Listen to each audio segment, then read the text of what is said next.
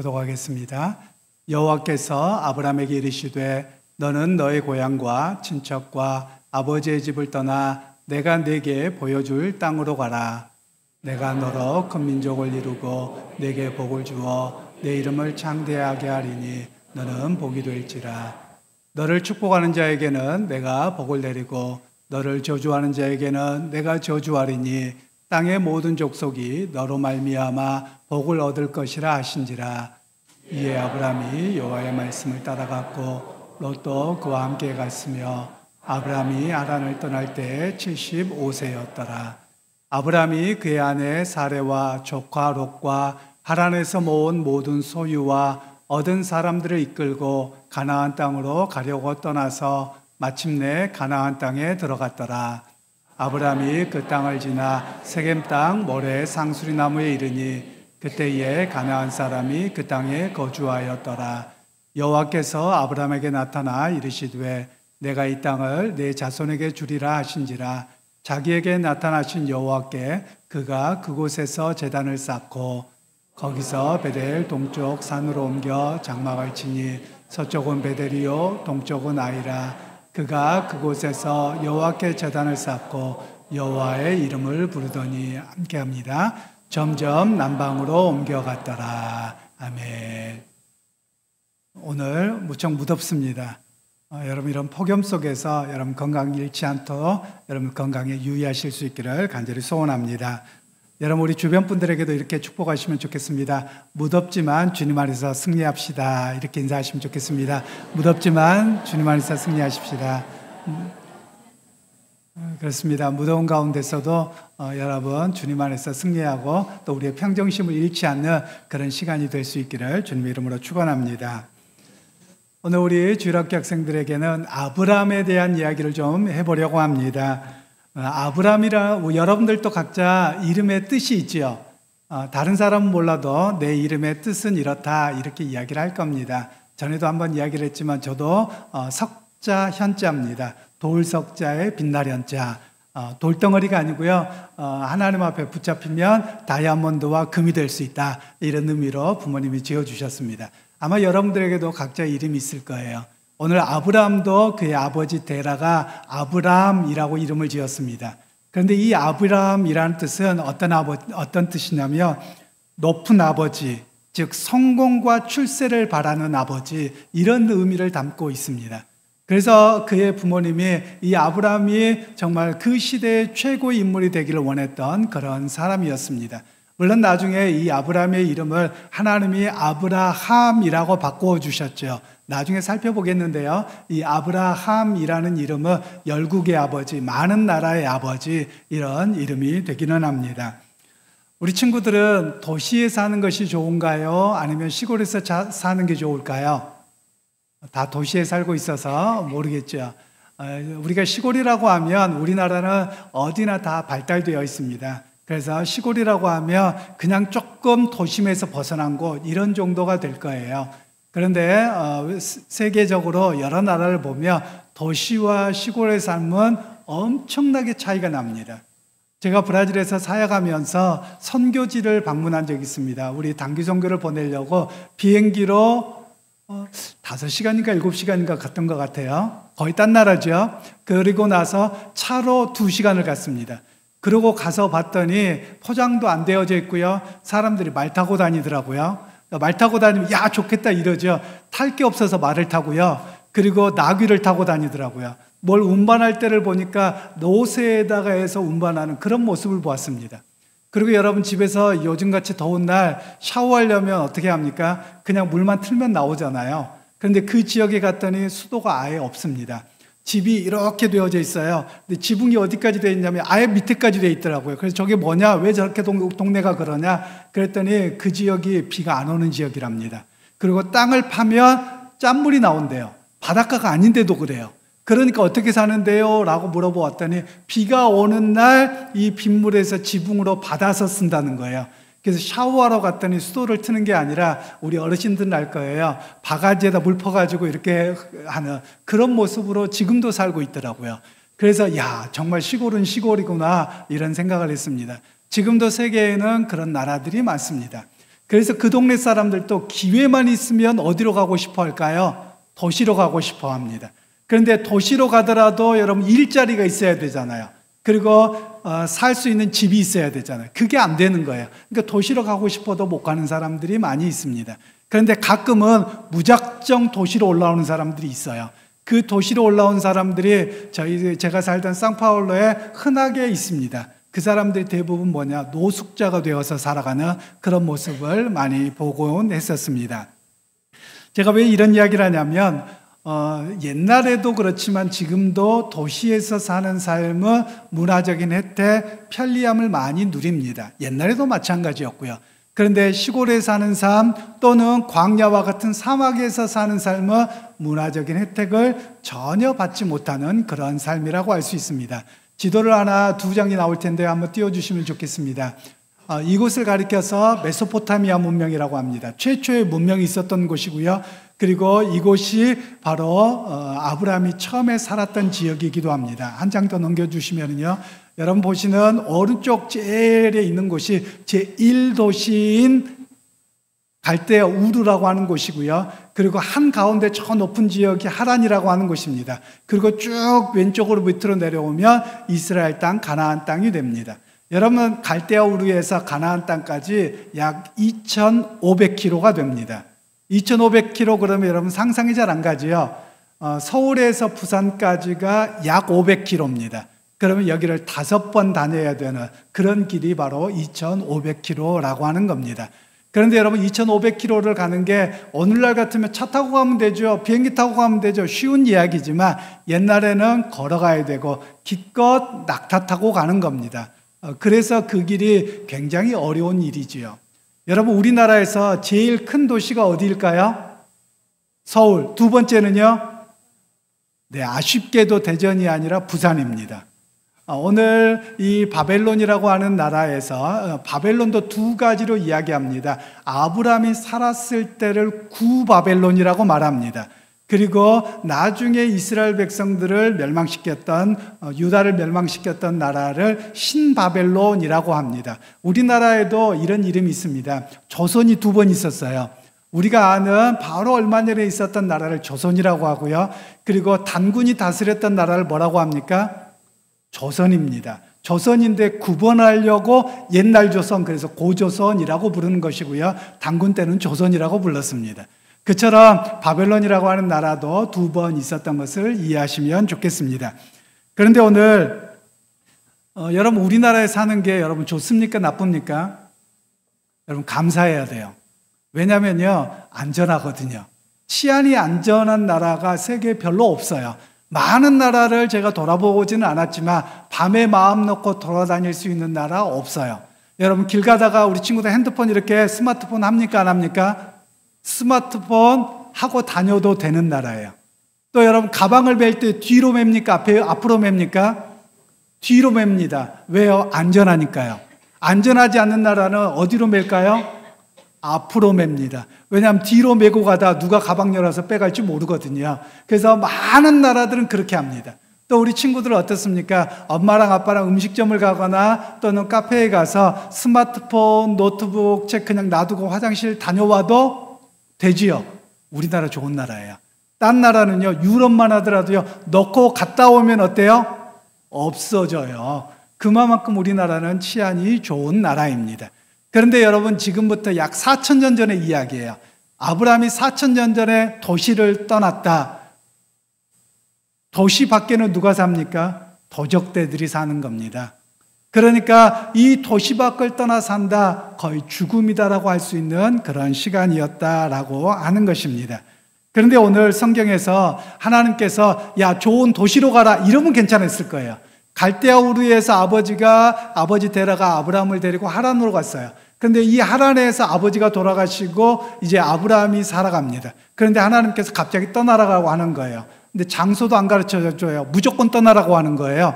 그러니까 무작정 가는 겁니다. 여러분 무작정 가는 길이 얼마나 어렵겠습니까? 저 같은 경우는 못 간다 그럴 것 같아요. 왜냐하면 방향을 가르쳐줘야죠. 어떤 도시인지 가르쳐줘야죠 라고 할 거예요. 그리고 어느 정도 도시가 갖춰졌다는 말은 사람이 살 수 있는 환경이 있거든요. 그런데 그 환경이 안 갖춰져 있는 곳으로 무작정 가라는 거예요. 그럼 여러분 막막한 거예요. 그런데 하나님께서는 아브라함에게 그렇게 말씀하셨다라는 겁니다. 여러분, 하나님은 왜 이렇게 하셨을까요? 사람들은요, 자신의 목표가 보입니다. 그리고 어느 곳을 가서 살려고 할 때 그곳이 갖춰져 있는 것을 다 조사합니다. 그러면 살아볼 만하네, 괜찮네, 그걸 보게 되거든요. 그런데 하나님께서는 그걸 보지 말라는 거예요. 너는 내 말만 듣고 가, 나만 믿고 가. 그렇게 하기 위해서 하나님께서는 아무것도 안 가르쳐주고 부르셨다라고 하는 것을 오늘 성경에서는 이야기를 합니다. 그래서 여러분, 오늘 성경에서 보면 이런 이야기를 하나 추측해 볼 수 있어요. 하나님께서 아브람만 부르셨을까? 딴 사람도 부르셨을까? 제가 추측하기에는 딴 사람도 불렀을 것 같아요. 이렇게 해라. 그런데 응답을 안 한 거예요. 아니, 어떻게 가란 말이에요? 어딘지도 모르고요. 그리고 거기에 뭐가 갇혀 있는지도 모르고요. 내가 여기에 삶의 터전을 달고 있는데 어떻게 떠나라고요? 나 못 가요. 라고 다 못 간 거예요. 안 간 거예요. 못 간 게 아니고. 그런데 아브라함만 네, 제가 가겠습니다 라고 해서 아브라함이 간 사람이라고 말할 수 있는 거예요. 그래서 오늘 성경에는 우리에게 말씀합니다. 오늘도 우리 친구들을 이 땅에 아브라함으로 부르신다는 거예요. 하나님께서 내가 너와 함께 하겠다, 내가 너를 도와주겠다, 믿음으로 살아가 보자 라고 여러분을 오늘 부르신 겁니다. 그래서 우리 친구들도 오늘 이 주일에 예배당에 나와서 하나님을 예배하고, 그리고 내가 믿음으로 살겠습니다, 이 고백이 우리에게 있는 것입니다. 그래서 우리 친구들 모두가 오늘의 아브라함, 믿음을 따라 살아가는 귀한 역사가 있기를 주님의 이름으로 축원합니다. 오늘 어른들에게는 첫 번째로 이런 말씀을 합니다. 하나님은 어떤 자리나 성공을 약속하지 않으십니다. 그냥 따르라고만 우리에게 말씀하셨다라는 것입니다. 여러분, 먼저 아브라함은 하란이라고 하는 제2도시에 정착을 했습니다. 여러분, 정착했다는 의미가 무엇일까요?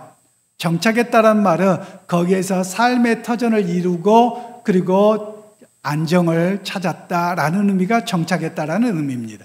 그런데 하나님께서 이제 살만하니까 떠나라 이렇게 말씀하셨다는 것을 오늘 우리에게 이야기를 합니다. 여러분들, 우리 옛날 이야기로 한번 생각해 보십시다. 여러분들은 처음부터 대전 시민이셨나요? 아니셨던 분들이 많을 겁니다. 시골 분들이 많을 거예요. 근데 시골에서 도시로 올라와서 삶을 살아가려고 정착할 때 어떻습니까?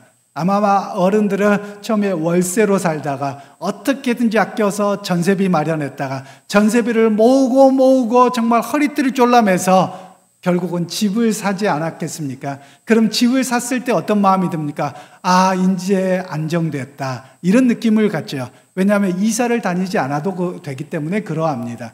바로 아브라함도 그런 것처럼 이 하란이라고 하는 도시가 같은 나라라고 하지만, 같은 제국이라고 하지만 사실 다른 민족들이 살거든요. 언어도 다른 거예요. 그래서 정착하기가 무척 어려웠을 겁니다. 그런데 그 정착하고 삶의 터전을 다 가꾼 상황이었음을 오늘 성경은 이야기합니다. 그런데 하나님은 떠나라고 하시는 겁니다. 여러분, 왜 그럴까요? 즉, 아브라함을 부르셔서 믿음의 조상으로 삼으시려고 하는데 그 땅에 정착하게 되면 그 땅의 문화, 그 땅의 종교, 그리고 세상적인 가치가 그의 마음을 사로잡아 버리거든요. 그래서 하나님께서는 그를 떠나게 하셨다라는 것을 이야기하는 겁니다. 여러분, 이 말씀은 오늘 우리에게도 마찬가지입니다. 여러분, 이 땅의 것으로 여러분 마음을 다 두고 살아가면 이 땅에 정착한 사람이 되는 겁니다. 그런데 하나님께서는 이 땅에 정착한 사람이 아니라 하늘에 소망을 둔 사람, 하나님 앞에 믿음을 따라 살아가는 사람을 오늘 저와 여러분으로 부르셨다는 것을 이야기를 하고 있습니다. 그렇게 여러분, 이 땅에 살아가지만 나는 이 땅에 정착한 사람이 아니라 이 땅의 순례자입니다. 하나님의 약속을 바라보고 살아가는 사람입니다. 이 고백이 바로 여러분의 고백이 되시기를 주님의 이름으로 축복합니다. 이제 하나님께서 떠나가라 하시는 말씀에 아브라함은 뒷일을 생각하지 않고 떠난 사람이었던 것을 오늘 성경은 이야기하고 있는데요. 5절 말씀을 우리가 다시 한번 압독하도록 하겠습니다. 아브라함이 그의 아내 사레와 조카 롯과 하란에서 모은 모든 소유와 얻은 사람들이 이끌고 가나안 땅으로 가려고. 아멘. 오늘 성경에 보니까 뭐라고 되어져 있습니까? 아브라함이 정착했어요. 정착했다는 말은 거기에서 자기의 일터와 그리고 삶의 여러 가지 가구와 모든 것들을 갖추었어요. 그런데 하나님께서 떠나라고 하시니 이걸 다 어떻게 해요? 다 정리해서 갖고 떠나버린 거예요. 즉 미련을 남기지 않은 겁니다. 아마도 여러분들 하나님께서 떠나라 그랬는데 혹시나 긴가민가 한다 이러면 어떨 것 같으세요? 아니, 여기다 어떻게 하면 돌아올지 모르니까 뭔가를 남겨놓고, 땅을 남겨든지 뭔가 남겨놓고 오고 싶은 마음이 있지 않겠어요? 그런데 아브라함은 어떻게 했느냐? 뒷일을 생각하지 않고 다 정리해버린 거예요. 왜냐하면 자기 마음속에 행여라도 가다가 길이 어려우면 에이, 하란이 더 좋은데 하고 돌아갈까봐 아예 돌아가지 않으려고 뒷일을 다 정리해버렸다. 이런 이야기를 우리에게 들려주고 있는 것입니다. 그래서 여러분, 오늘 이 말씀은 아브라함처럼 믿음의 삶은 어떤 일이냐? 뒷일을 생각하지 않고 살아가는 일입니다. 바로 뒤에 내가 여지를 남겨놓지 않고 내가 믿음을 따라 살아가겠습니다 라고 결단했으며, 혹시라도 믿음 생활을 하다가 어려우면 나 세상으로 돌아가야지, 뭐 해야지, 이걸 아예 차단해버려야지 참다운 믿음의 길을 걸어갈 수 있음을 우리에게 말씀합니다. 그렇게 여러분, 믿음을 선택하셨습니다. 뒤를 돌아보지 말기를 소원합니다. 여러분, 믿음으로 예수 그리스도를 믿고 의지하고 살아가기로 했습니다. 세상을 되돌아보지 않기를 소원합니다. 그 결단의 길을 쭉 걸어갈 수 있는, 하나님의 함께 하심을 믿고 걸어갈 수 있는 여러분이 될 수 있기를 간절히 소원합니다. 이제 세 번째, 약속의 땅이라고 해서 아무도 없는 곳이 아니었습니다. 그래서 시간을 갖고 기다림이 필요함을 성경을 이야기하고 있는데요, 6절로 8절 말씀을 다시 한번 합독하도록 하겠습니다. 아브라함이 그 땅을 지나 세겜 땅 모래 상수리 나무에 이르니 그때 가나안 사람이 그 땅에 거주하였더라. 여호와께서 아브라함에게 나타나 이르시되 내가 이 땅을 네 자손에게 주리라 하신지라. 자기에게 나타나신 여호와께 그가 그곳에서 제단을 쌓고 거기서 베델 동쪽 산으로 옮겨 장막을 치니 서쪽은 베델이요 동쪽은 아이라.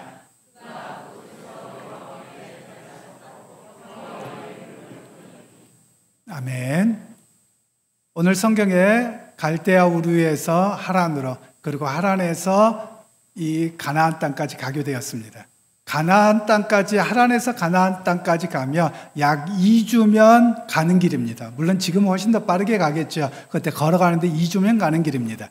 그런데 성경에 보면 거기까지의 기간이 25년 만에 도착한 겁니다. 여러분, 왜 25년 만일까요? 아브라함이 어느 날 이쪽에 갔습니다. 하나님, 여긴가요? 살아보는 거예요.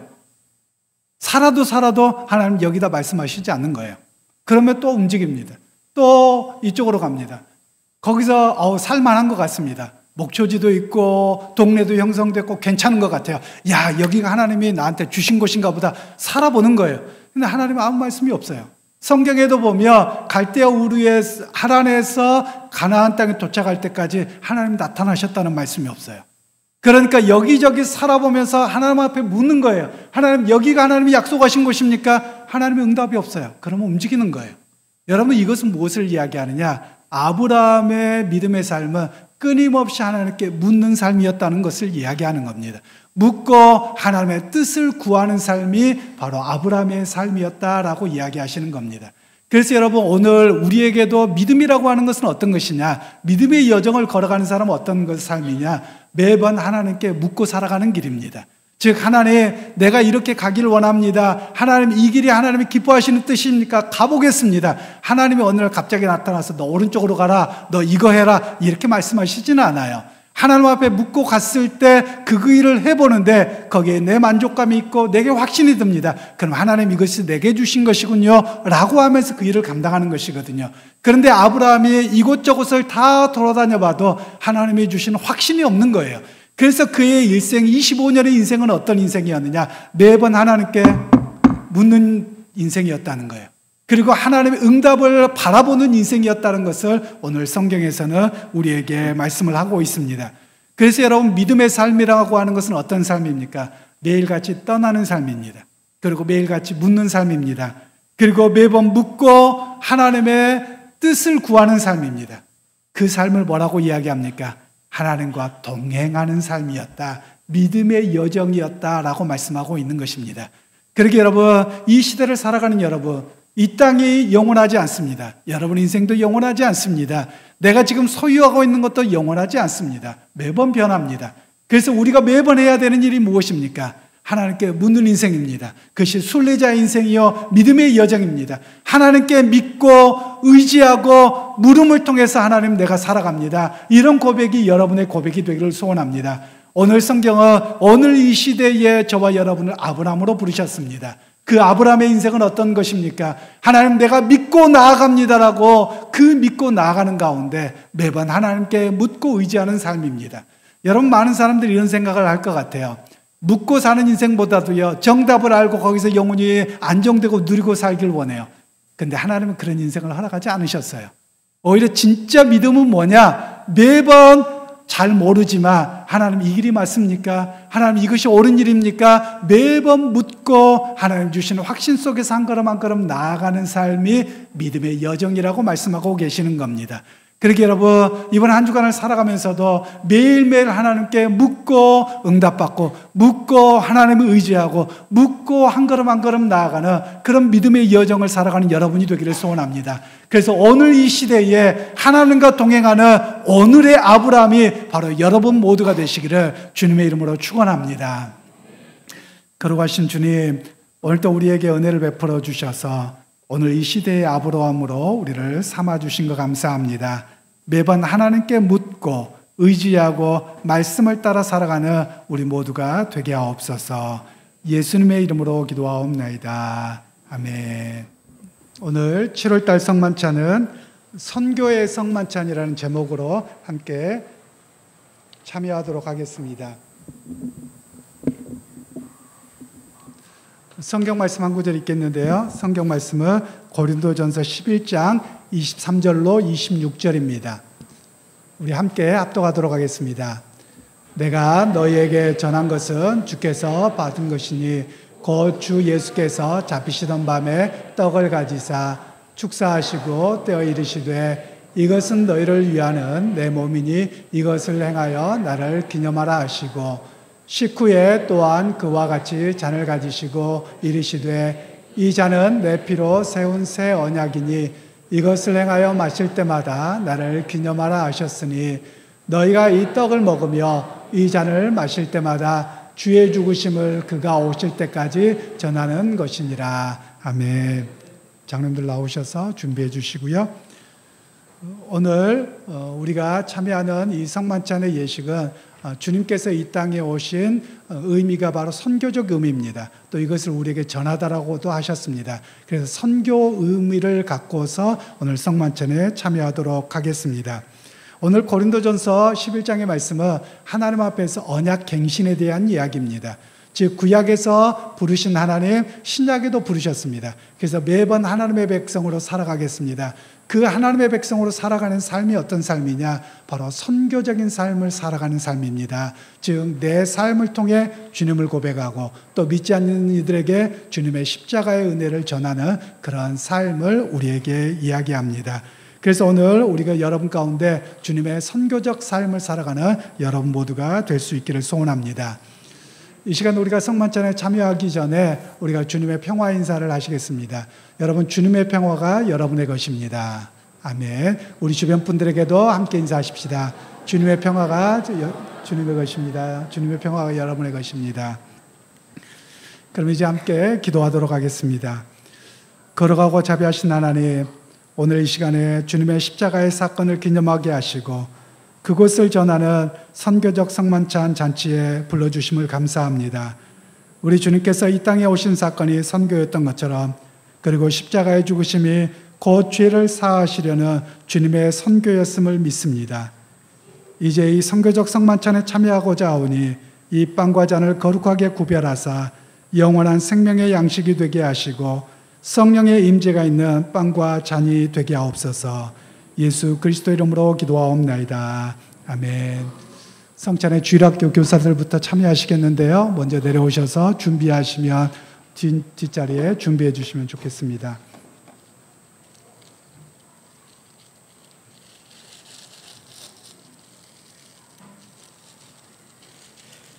주께서 잡히시던 날 밤 저녁에 제자들과 함께 식탁에 교제를 하시는 가운데 말씀하셨습니다. 주님께서 빵을 들어 말씀하시기를 이것은 너희를 위하여 찢는 나의 몸이니 받아 먹으라 말씀하셨습니다.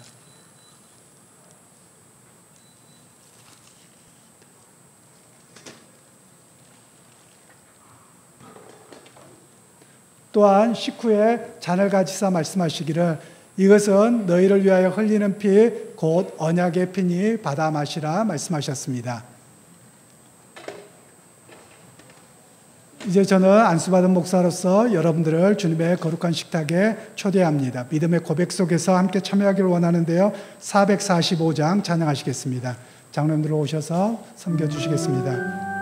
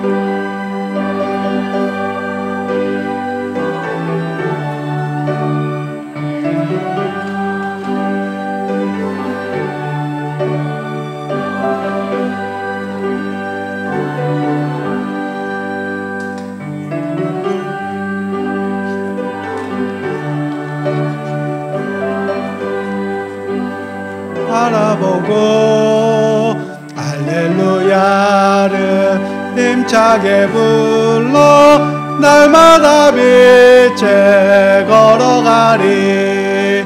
하늘의 영광 하늘의 영광 나의 맘속에 차고도 넘쳐 할렐루야를 힘차게 불러 영원히 주를 찬양하리. 기도하겠습니다. 거룩하신 주님, 오늘 이 시간에 거룩한 성만찬에 성령께서 구별하사 우리를 참여하게 하셨습니다. 주님의 십자가에서 죽으시고 그리고 찢기시고 피를 흘리셨던 것을 기억하며 오늘도 주님으로 말미암아 생명의 양식을 입고 또한 세상으로 선교적 삶을 위해서 나아갑니다. 주의 성령께서 함께 하셔서 이 떡과 잔을 통해서 우리가 생명을 얻게 하시고 세상 가운데서 소금과 빛으로 승리하는 그런 은혜가 임하게 하옵소서.